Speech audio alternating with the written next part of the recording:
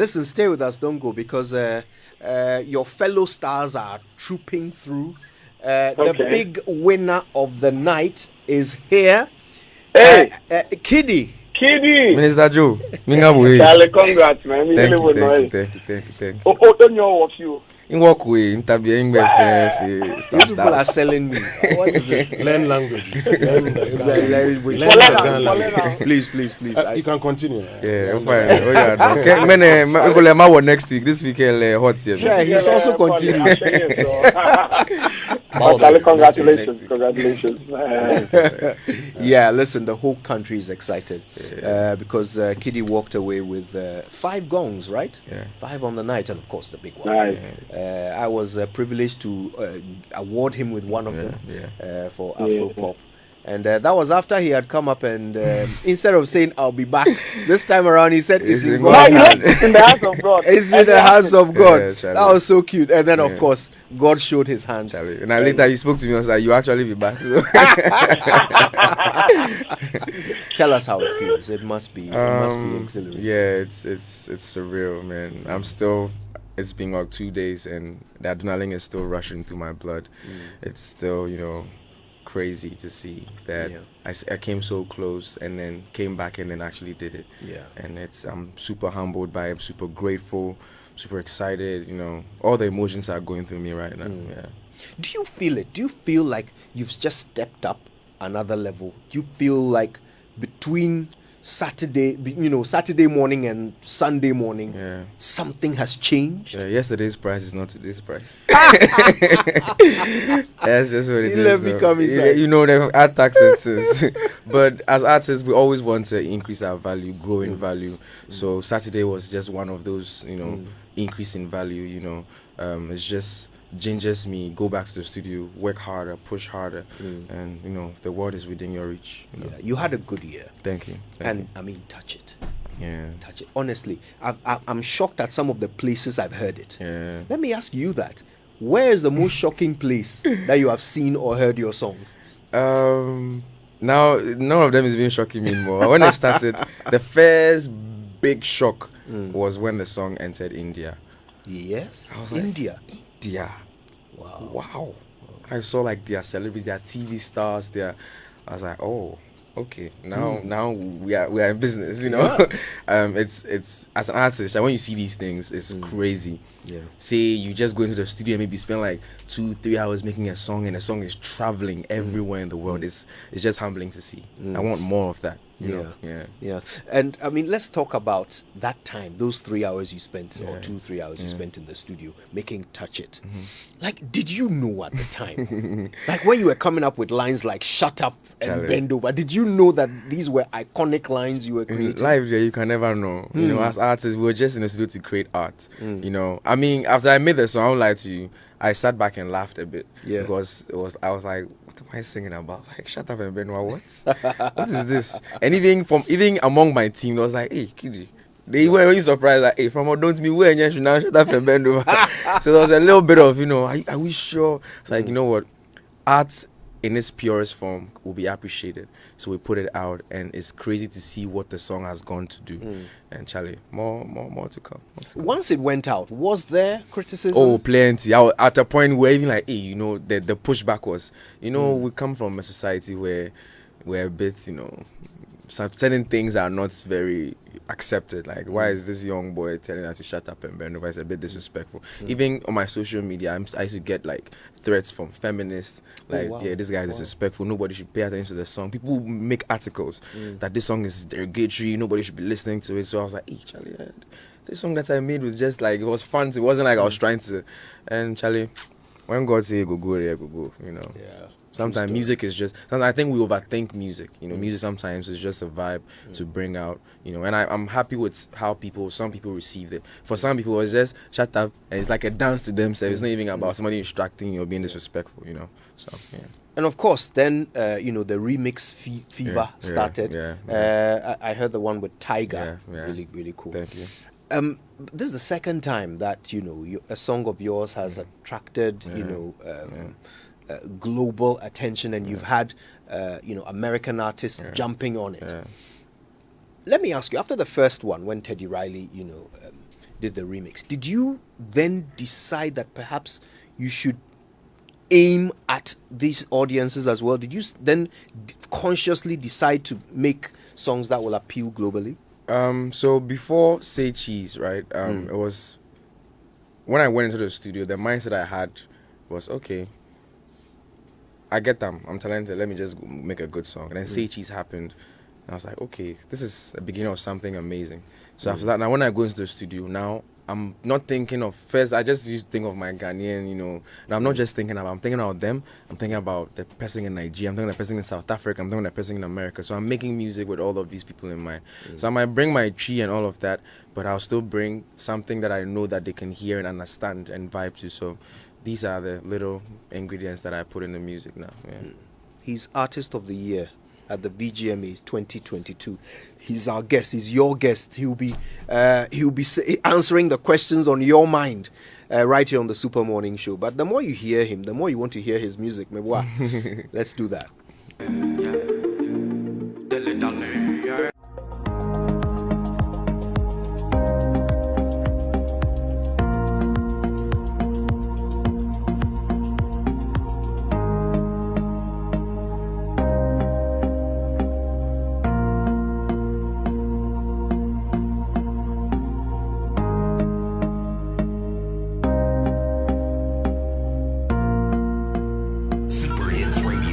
Joy 99.7.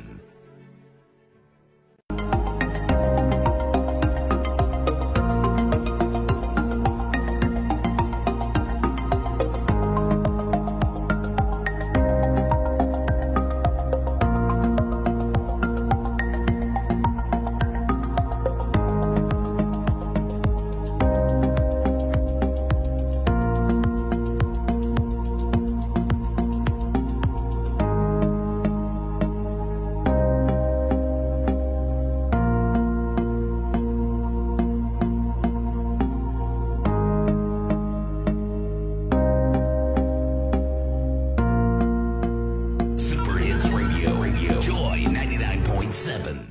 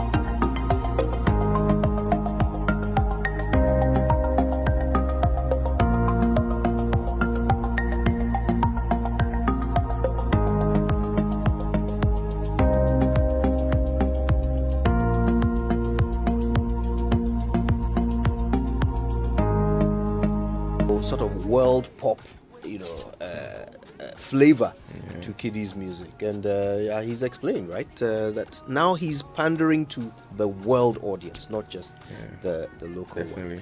Let me ask you about that, because there's a little bit of that going around in the Ghanaian music industry. In fact, there's a debate about it that, look, the Nigerians seem to be doing better. They seem to have more of a global appeal for their music. So some people have started adopting the Nigerian cadence and rhythm to their music. We have examples. We've got Kamido's song, which for the longest time people didn't even realize was Ghanaian. We've got he performed on the night. The remix, Sugar King.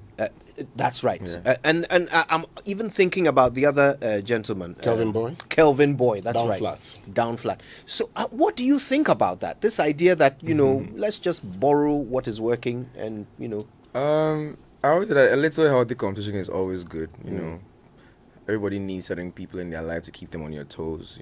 Keep you attentive. But I always I don't subscribe to the fact that we are borrowing. If you listen to Down Flat, it's a pure Ghanaian high life song.